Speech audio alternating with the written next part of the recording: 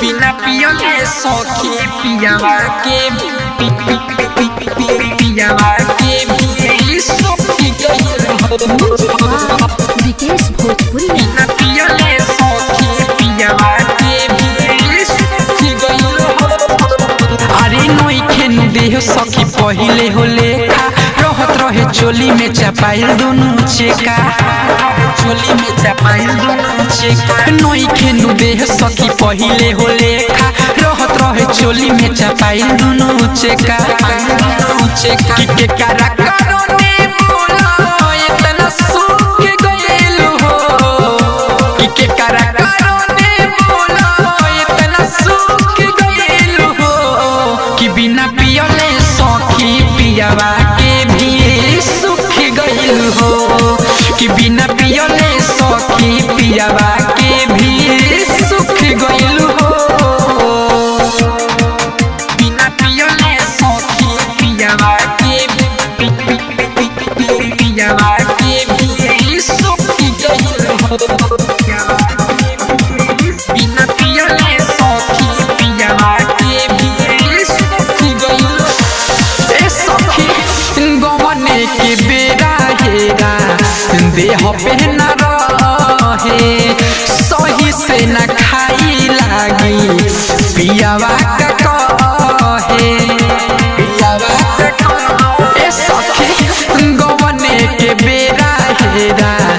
देह पे न रहे सही से न खाई लागी पियावा का करे नहीं हर के डोज लागी तू तो भूख गइल हो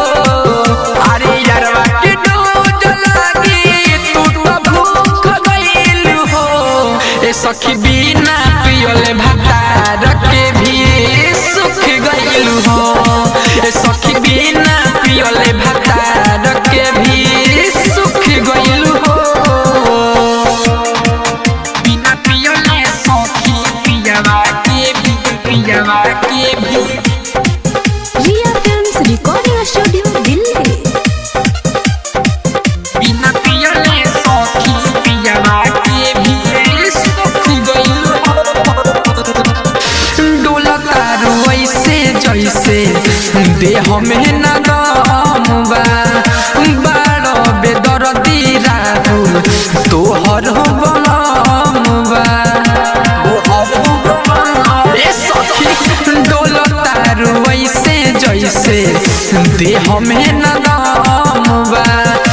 बारो बेदर्दी राहुल तोहर बलम बा अरे राइटर मिले सके ओरिया घुसुक गइल हो